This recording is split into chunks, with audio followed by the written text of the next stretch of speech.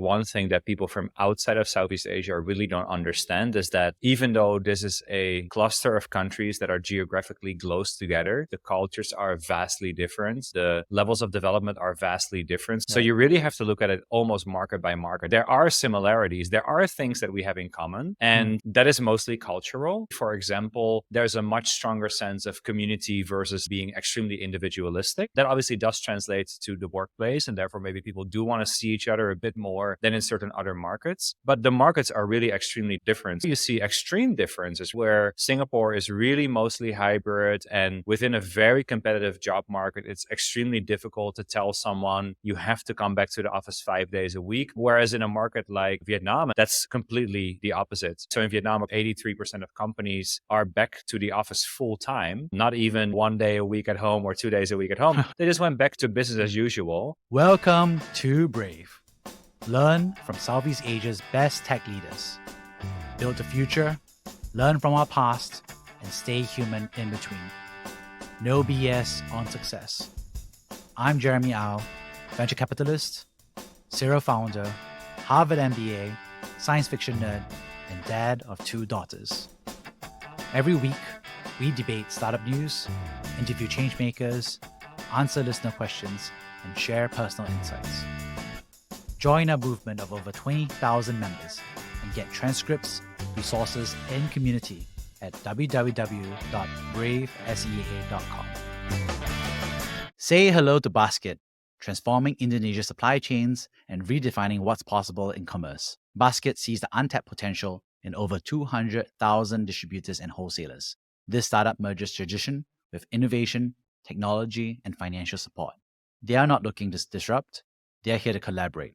The results are modernized operations, streamlined supply chains, and a win-win for manufacturers and consumers alike. Learn more at www.basket.app. Hey Dan, really excited to have you on the show. You're a serial founder. You're building in hybrid remote work. You're building in Vietnam, and you're a funny guy as well. So excited to hear a little bit more about your journey. Could you introduce yourself real quick? Yeah, absolutely. First of all, real honor to be here since I've seen it on social media so many times. Really great to have this conversation. So I'm Daan. I'm currently the founder, CEO of a company called FlexOS, which is helping hybrid and remote teams. And before that, I worked in advertising and I ran a co-working space. Amazing. So, I was kind of doing my research as always with every guest. And it turns out that you were a founder all the way back in July 2000. So over almost 24 years ago. So I love what you said. You wrote here, it said, in the Netherlands, you co-founded Pioneer and online food delivery services in the Netherlands. Unfortunately, we needed more people with the internet who would be comfortable to order food online. And you put a smiley face. So I got to hear the story.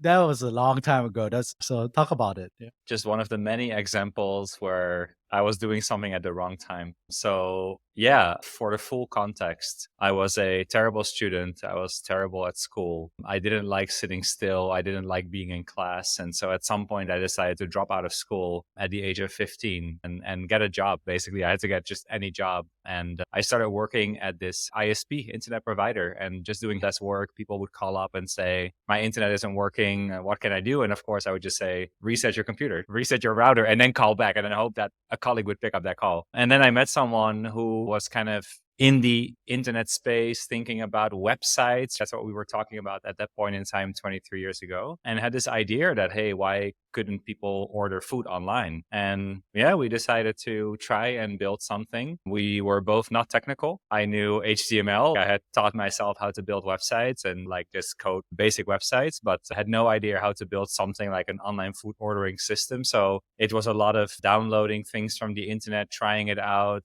putting a website together. And the final mechanism was basically, I think, like a Java library that we used and a tree structure where you could click on what kind of cuisine you wanted, and then it would unfold which restaurants in that category we had on the website. And then you could click on that website, on that restaurant, and then you would see in a separate, you remember like the websites where you had 2 frames basically. In the other frame, you would see the menu, and then you could sort of type in what you wanted and click submit. And then the restaurant would get a fax So that's how far back we're Not a talking. WhatsApp message? Sorry. No, A there were no fax. mobile phones yet, but yeah. So we had found email to Yeah. fax service online. So Yeah. the website would generate an email. That email would get sent to the service that would then translate it to a fax, and the fax would then come out in the restaurant, and then the rest would be done by the restaurant. Obviously, there was no online payment back then. There was no mobile payment back then. So the restaurant would just fulfill that as any kind of like telephone order and then deliver the food to you. And yeah, it was just a bit too early, but it was fun to experiment with.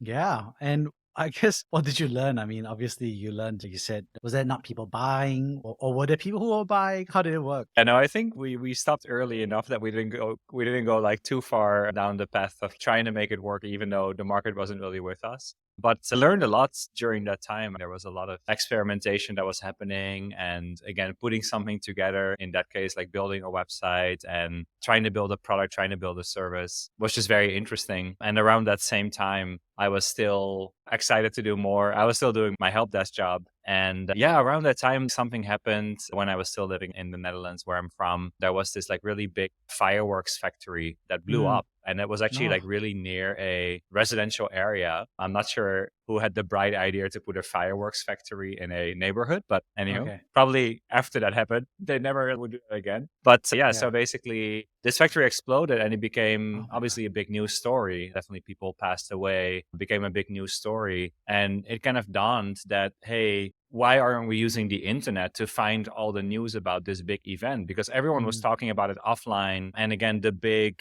broadcasters would have their news websites. There were some dedicated news websites, but there wasn't really any place for people to go to find like all the latest news. So I just kind of built a very basic website. Again, this is from my time when I didn't have internet at home. So I would go to the library to be on a computer there and basically learn HTML. So I put together a really basic website where I just added whenever there was new news that I could find online, I would just add it to that website as another link or another piece of content. And then I would find a service that would provide a messaging board so people could post messages about people that they had lost or that they didn't know how to contact, or has this person been found. And then because I built that website and because there really wasn't much like that out there at that time, it was picked up by a lot of news services. So it was on TV and on the radio, and people were talking about this URL. And unfortunately, this is before Google Analytics existed, so I only had the stat counter that you maybe remember from the really Oh, old those websites. HTML, the little counters. Yeah. We're talking way back. We're talking way back, Jeremy. So Yeah. yeah, we had a little stat counter that would go up, but we had no idea where it came from or whatever. So that was another thing that kind of came right after that. And then I ended up finding a job at a startup that was doing things around bringing news to the internet, bringing pages around topics to the internet, kind of like about.com, but in the Netherlands. And that's really my first startup experience. Yeah. And then you worked for 7 years in this online marketing agency, and then you spent 9 years at Ogilvy. So that was a long stretch of time. So I was kind of curious, like, what was going through your mind during this time period? So the first part where I was working at this company, this startup kind of incubator, where they would develop all kinds of concepts that were successful maybe in the US or in other parts of the world, and trying to bring it to the Netherlands and just trying to be first in the markets. So we were doing things like the about.com of the Netherlands, and we did a Netflix of the Netherlands, where a part of my job was literally in the early days, like packaging the DVDs into the envelopes and then sending it to customers and putting it on the scale and getting the stamp and all that. So I did that for 7 years, and the company never really got that big because we would always do it really small and then maybe exit or sell the concept that was working well.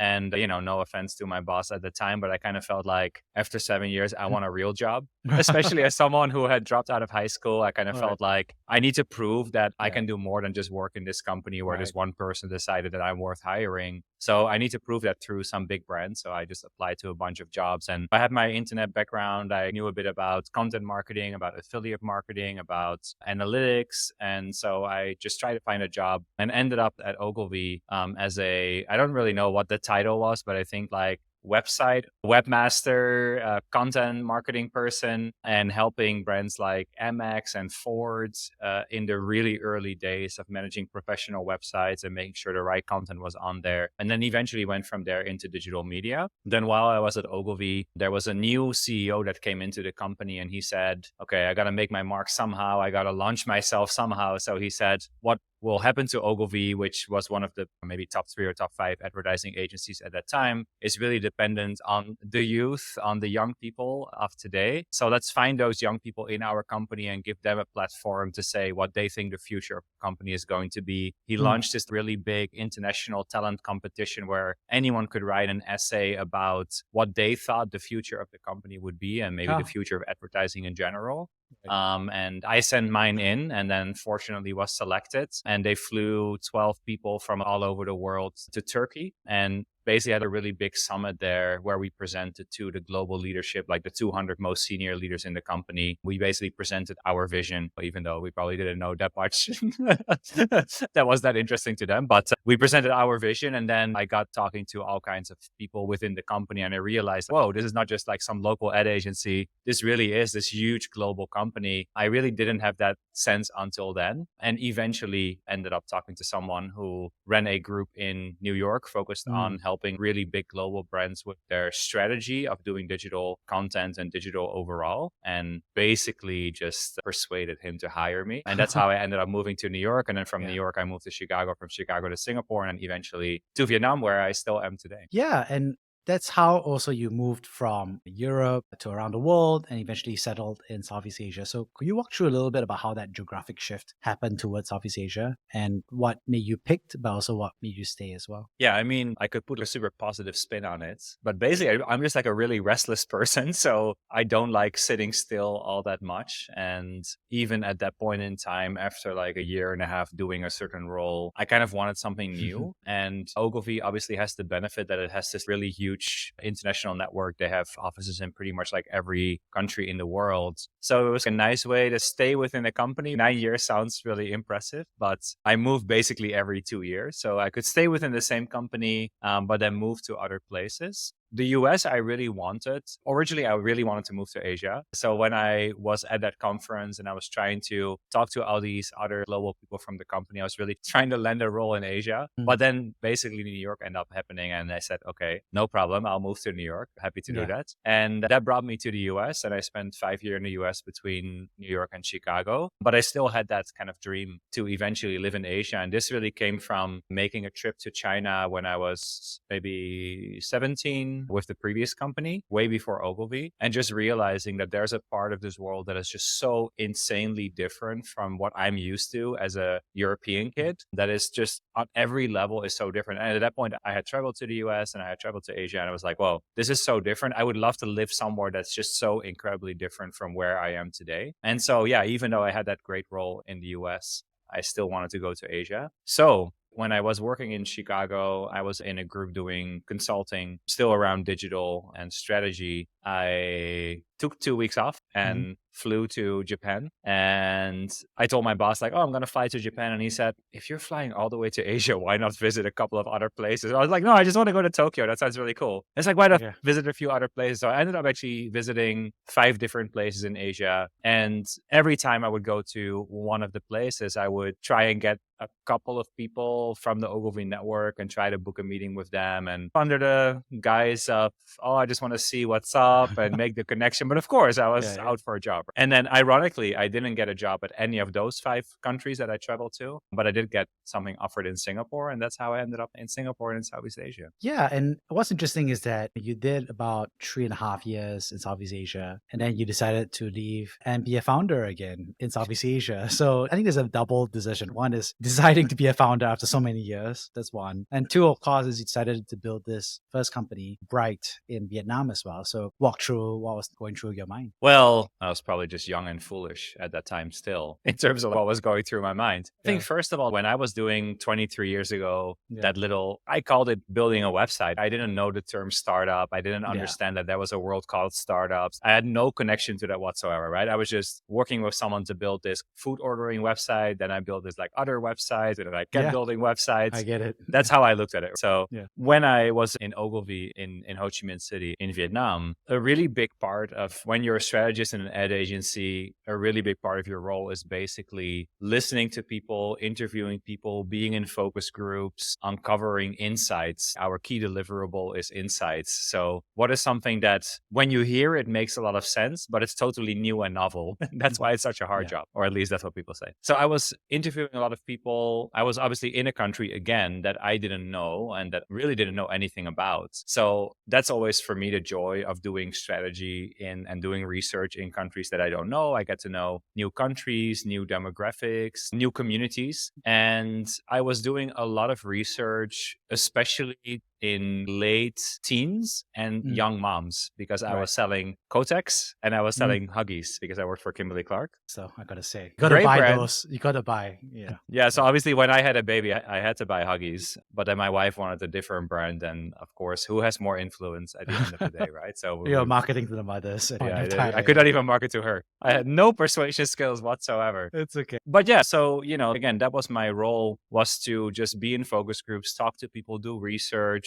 and get to understand them as people, as human beings. You're trying to get to something that's fundamentally true about people and their motivations and their desires and aspirations and ambitions, but then to basically use that and to sell them, again, Coke or Kotex or whatever product that you're slinging at that point in time. And it was really during one of those sessions where I was sitting in a group of young moms and they were kind of pouring their heart out about all the things that they loved about being a mom and all the things that they felt were difficult about being a mom. And I heard a lot about, not just about being a mom, maybe the universal parts about being a mom, but very specifically around what does it mean to be a mom at that age in Vietnam, in Southeast Asia, and a lot about how their daily life is so different from their parents' daily life and the big gap between them and their parents and the expectations that parents have. Maybe no surprise to you, but to me, it was really novel to hear that incredible pressure on people to have babies and to do that as young as possible and to maybe forego on a career and maybe forego on their own kind of dreams and their own ambitions. And again, they were not sitting there complaining about the fact that they were now a mom and that they had this wonderful baby. But it did dawn on me that there is a really big gap between what people want themselves and then sort of what society puts on them. And I decided to dive a bit deeper in that. And again, my other target audience that I was selling to was these late teens. And you heard the same stories, obviously in a very different context. But again, they felt like I live in this really cool modern world. Like I have social media and I have maybe a cool university I go to, or maybe my first job, and I live in a big city. But then when they come back home, and especially like around CNY and the situations where you're really exposed to your family, the question is like, when are you getting married and when are you going to have your first baby? And I just could really sense that people were struggling with, again, what I want and what other people want from me. And how do I deal with that? Because people still want to be a good kid. We kept hearing that term, being a good kid. It was so important to young Vietnamese. And I basically wanted to explore that further. So I thought, what is the opposite of everything we talked about so far? What will be a way to bring that to the world that is opposite from the fast-paced, digital, innovative world that they are living in? So I decided to start a paper magazine. Probably, again, terrible idea. Stories of other people who basically, despite all the expectations that were put on them, found their own way. So a lot of young influencers or entrepreneurs or people who, no matter what other people said, charted their own path and did what they wanted to do and use that kind of inspiration to people to say, maybe I want that too. So again, never thinking about it as I want to be a startup founder or I want to create a startup. It was just an idea, a creative idea that I wanted to execute. And then eventually, when I was about a year into it, I just realized, even though it wasn't making money, in fact, I was basically paying to work on that side of things. It was just so much more meaningful to me. And it was so much more fulfilling than the day job. And I started saving up to basically be able to stop working and just do again, I didn't call it a startup, but basically just do my company, my idea. And that's how eventually I went up to the managing director and I said, peace out. I'm going to full-time now do what I've been doing on the side anyway.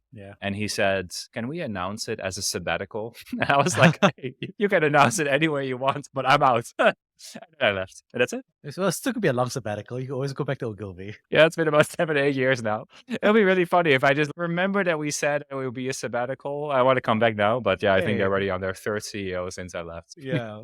And so there you're building Bright, and I think eventually you transition to joining the team, the leadership team at Dreamplex, which is the co-working space at Dynamic in Vietnam and Ho Chi Minh City. So walk us through about that journey and how you transitioned eventually. Yeah, if we skip over a few minor details, then the broad story is basically that, again, this was something that I really loved doing. It was very meaningful to me. It Right. was just never going to make money. I think that's the Right. long and short of it. Right. We were there to inspire people to live happier, especially young people in a developing market are not really waking up in the morning saying, how can I spend money on Yeah. living happier? And I came across Dreamplex because the original co-founder of Vietnam Works, which is the largest job website in Vietnam, his co-founder was my old boss in New Mm. York. So actually, Ah, when I moved to Vietnam, I mentioned to my old boss in New York from Ogilvy that, hey, I'm going to go to Vietnam. I know that you lived there for at least some time. Is there anyone that I should meet? And so he told me, yeah, you should definitely meet Jonah Levy, who was my co-founder of that company. And I said, okay, great. So I reached amazing. out to Jonah, and I think like one of the very first people I met in Vietnam, that was him. And it took quite a while for us to actually ended up working together. But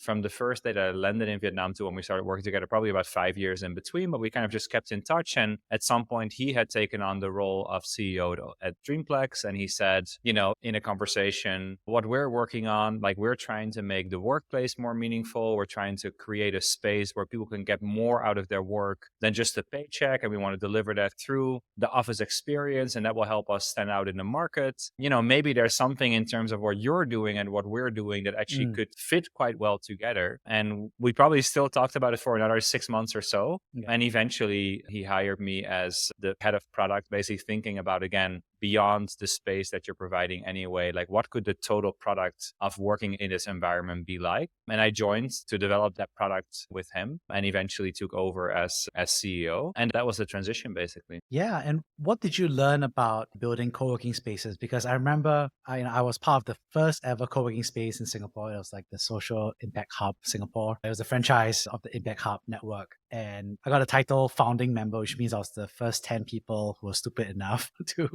sign up for a co-working space that hadn't been launched yet. But I was sick of working at Starbucks. So that's how I first got started. I think that was an interesting time where co-working space eventually became conceived. Obviously, they got popularized with WeWork in the US and then it became popular around the world. So I was just kind of curious, what was it like to build this co-working? I think obviously there must have been not just a space, but also the customer education, right? In Ho Chi Minh City as well. Yeah, definitely. And again, just going back to the main theme of my terrible timing, as always. So I joined this kind of at the height of co-working is going to be the future. WeWork was like charting towards their IPO. They were valued at 47 billion. I just read right before we started recording that they were thrown out of the New York Stock Exchange. This was at a time where this was going to be the thing in terms of how offices and real estate is going to evolve in the future. And obviously now we live in a very different reality. Right. But I joined, and again, my brief was really, okay, how can we think about this as a product that goes beyond just the physical office space? Because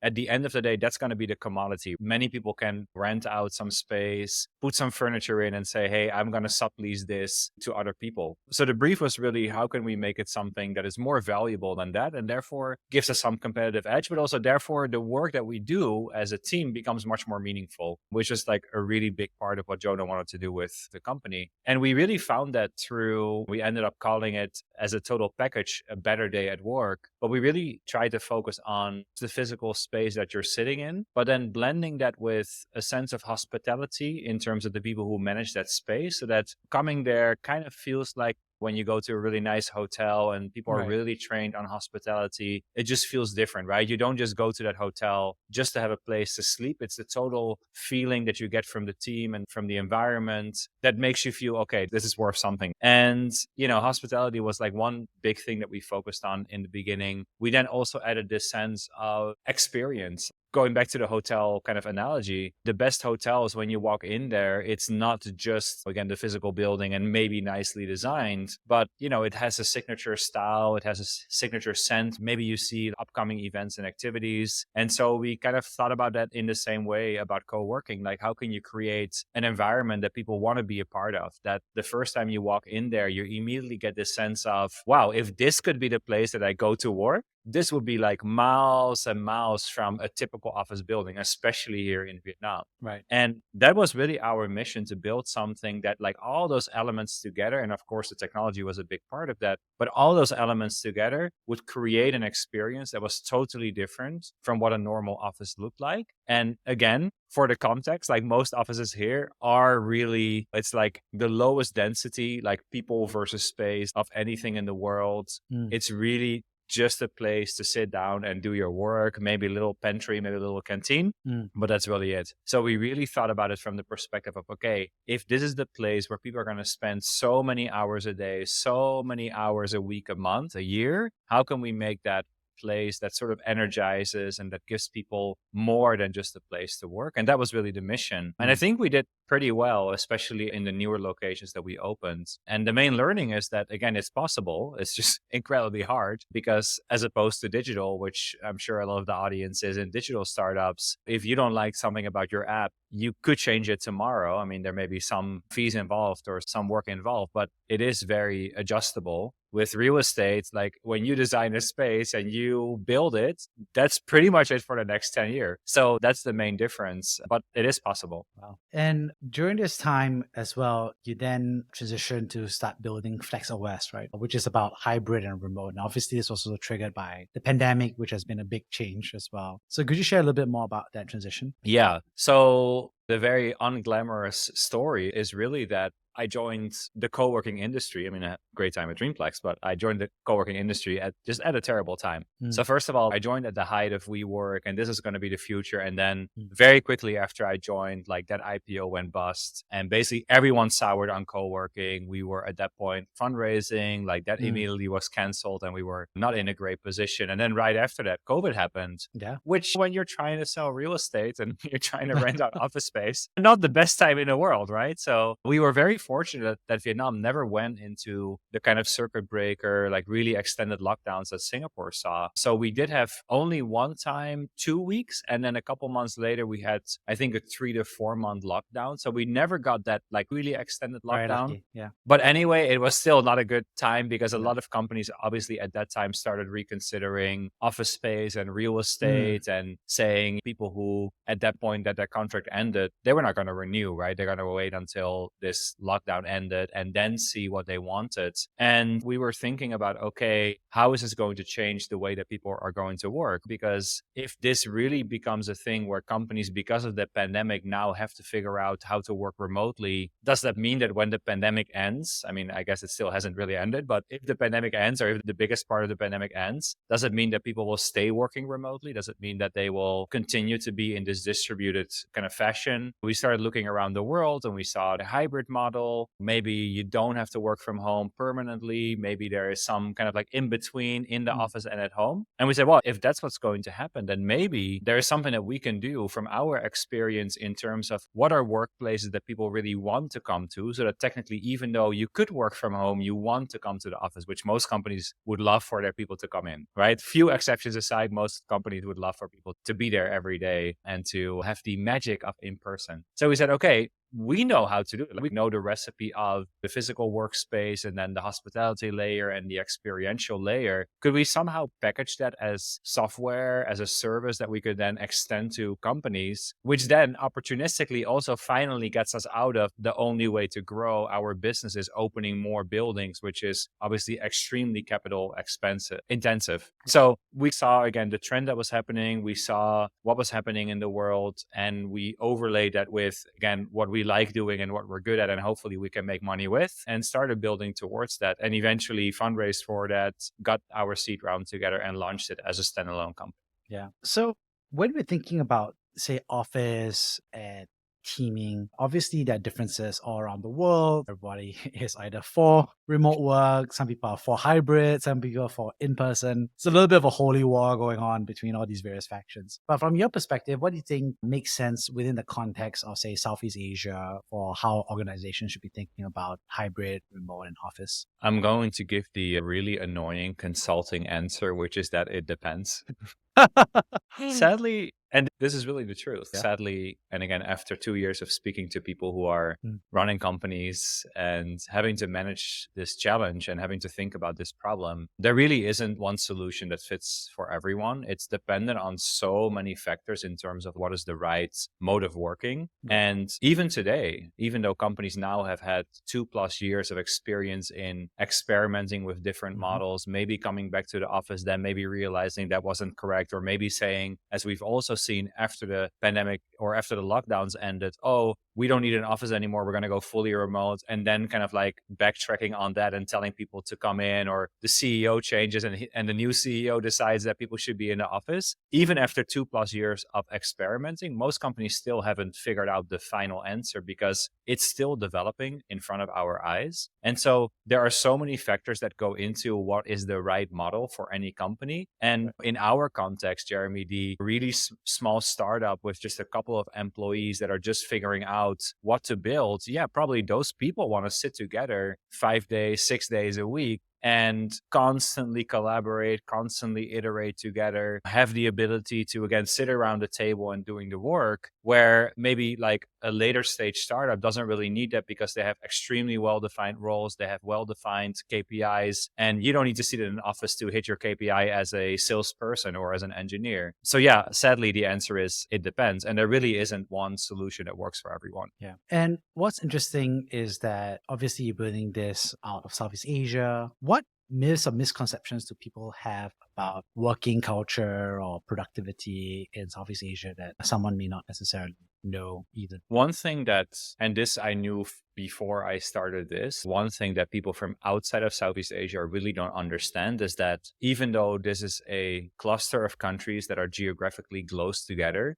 and that in certain cases you can travel by car between those different countries, the cultures are vastly different. The levels of development are vastly different. So you really cannot compare a Singaporean company versus a Malaysian company versus a Vietnamese company. So you really have to look at it almost market by market. Now, of course, there are, at the same time, there are similarities. There are things that we have in common, and that is mostly cultural. And that does translate to the workplace to a certain degree. For example, there's a much stronger sense of community versus being extremely individualistic. That obviously does translate to the workplace, and therefore maybe people do want to see each other a bit more than in certain other markets. But the markets are really extremely different. So the report that Monks Hill issued together with Glint around salaries, around how people work, one of the aspects that was highlighted in the report was the kind of the working models. And there you see extreme differences where Singapore is really mostly hybrid, and within a very competitive job market, it's extremely difficult to tell someone you have to come back to the office 5 days a week. Most people have the opportunity to say, then I'll decline the job offer because I have other opportunities and I'll choose a job that does offer me the ability to work from home, which is pretty nice.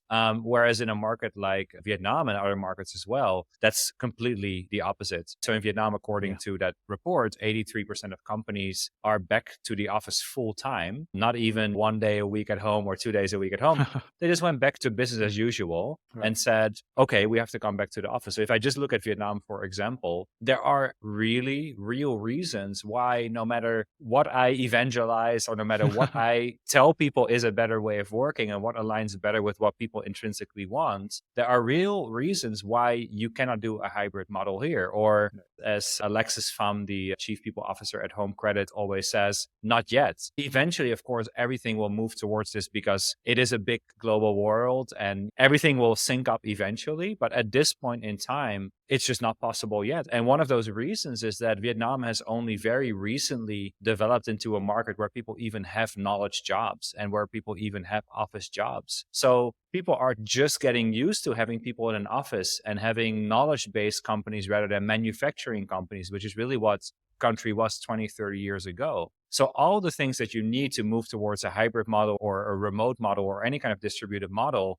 in terms of there needs to be trust between managers and team members. There need to be structure in place in terms of KPIs or OKRs. Like all of that just isn't there yet. And so the market just is unable to move towards that. So again, in stark contrast with Singapore, where the government was one of the first ones to say, we need to embrace this new trend. This is how we compete with the world. This is how our talent competes with talent internationally. And it has all these other benefits, right? If you work hybrid, that means 2-3 days per week. The MRT isn't overloaded. And we are going to get some financial activity in the neighborhoods. And we're going to see the activity and the wealth spreading beyond just the CBD. And the government was the first one to step up and say, this is the new way of working and we're going to embrace it. And then obviously the companies to follow, completely different in a market like Vietnam. So that's one of the main things that I think people just don't really understand, that, oh, there's like APEC, then there's Southeast Asia. But yeah, there's so many differences between the markets just in terms of how those markets have developed and therefore how the workplace is different between them. And starting to wrap things up here, could you share about a time that you personally have been brave? Okay. Well, besides coming on this podcast, right? You make it sound like walking into the lion's den here. I don't think that I'm a very brave person, but I knew that this question was coming as a follower of the podcast. So I was kind of thinking about this, like, what is a moment that I've been brave? And it isn't really like any typical story of being brave in even the work context. But a couple months ago, I went through, even though I've spent my whole last 10 years focusing on happiness and work and happiness at work, I was in a very bad spot. I could just feel that even though I was pushing myself, and again, as a founder, you have a team to motivate and you have investors to update and you have to uphold certain things. I could just really feel that it was costing me more and more energy. Right. And I think previously I would have just blasted through it, keep working, keep putting in the hours, just kind of ignoring everything that's under the surface. But one of the Buddhist teachers I follow, a Vietnamese monk called Thich Nhat Hanh, he always says that you need to look deeply. You need to look deeply into your problems. You need to really understand where they come from. What is the seed inside of you that's bringing that problem? Don't just focus on what's happening on the surface, focus on what's underneath. And I took the time out and basically totally disconnected from my work and from family for a few days and from the world, and started looking deeply. And it's just so incredibly painful because you then really get to the core, going decades back, of what is the stuff underlying your anxiety? What's the stuff underlying what, is frustrating you in daily life? It's not the things that you think in that moment. It's always much deeper. And I just had to go through it. And I had to really look deeply into where the pain was coming from and what could I do to address that pain. And that definitely took a bit of being brave to go through that. But I came out of that understanding what was it underneath everything that was making me feel this way. And I'm better for it now. So I would say that was my moment of brave. Could you share what were the things you did differently or things you changed as a result of that time? Yeah, that's a good question. This is happening before that already. And for my podcast, I just interviewed Jennifer Dalsky, who is the founder of Rising Team, which is a really great platform we work with, who previously was the CEO of change.org and was like a senior exec at Facebook, at Yahoo. And, I always ask the closing question of if there was one wish that you had for humanity, if there's one thing you could put on a billboard, which I stole from Tim Ferriss, what would it be? And she said, focus on what matters. And she had a personal anecdote about why that came to her. And so I had this at the beginning of the year where I think we have one baby that's around the same age both. And I saw my kid developing and I saw him becoming more of a person versus a baby. And I spent some time with him and I realized that all the moments I'm spending away from him and I'm spending away from really connecting with him, enjoying this very precious time that's only going to happen once, that's just stupid. And so I decided to change a lot in terms of where I place my priority, where I place my focus, and where I wanted to spend my time. And that really took some very extreme measures to really adjust my schedule, because it's one thing to say I want to spend more time with family. It's another thing to say I simply cannot be on calls after this hour or on these days. And I was working 80 hours a week. I was working every night. I was working all my weekend days. And, especially as a founder, you always have this feeling of, yeah, but we're building something and there's something great about it. And that's true, but it's also a bit of an excuse. And I think that moment where I started going deeper into, was I using work as an escape for the underlying issues? So those two together really led me to double down on the decision to really focus much more time on my family. And again, it changed some things pretty fundamentally in even how I run the company in terms of the kind of work that I can do and the kind of work that I cannot do. For example, it's best practice to do founder-led sales when you're an early stage startup. But founder-led sales also meant that I was spending many days per week just being on back-to-back, very first screening phone calls, like sales development phone calls. And again, maybe in a way that's necessary, but I said, look, I got to find a different way. So I really did adjust my way of working. I really did adjust my schedule where now most of my days are completely free to spend time with my son and with my family, and actually spend time to focus much more deeply on the real work that I want to do. But again, it came at a sacrifice, but that's a decision that I made. Yeah. On that note, thank you so much for sharing so much about your personal journey. I'd love to summarize the 3 big takeaways I got from this. First of all, thank you so much for sharing about your early days in terms of your career as a founder with Cyberfood, trying to do food delivery via fax, which is incredible, and online news. And also, I think your decision to obviously work in marketing across 2 different companies all the way to Ogilvy was a really interesting, I think, journey about what are the various aspects you had to do to explore new pursuits, but also climb the corporate ladder. Secondly, thanks so much for sharing about your founder experience, about why you left Ogilvy, but also why you decided to build Bright, and then eventually went on to help build Dreamplex and now FlexOS. So I think really interesting to hear your entrepreneurial motivation and how you thought about each jump and the various trade-offs that you had to make along. And then lastly, thanks so much for sharing a little bit about obviously the productivity, the work and cultural landscape of Southeast Asia. I thought it was interesting to hear the various details. And I think I agree with you between Singapore, between Vietnam, between Malaysia. I think these are all details that are pretty non-obvious to people who are outside Southeast Asia, but even for people who are in each of these countries themselves, it may not be so obvious when comparing to a neighboring country as well. And lastly, the bonus one, I guess, is I thought it's kind of nice and very sweet of you to share a little bit about your own personal change that you had to do and, kind of like face up to the fact that you have a family and face up that you have to make certain trade-offs in order to prioritize and focus on what you care about. So thank you so much for sharing, Dan. Okay, my pleasure. Thanks for having me on. Thank you for listening to Brave. If you enjoyed this episode, please share the podcast with your friends and colleagues.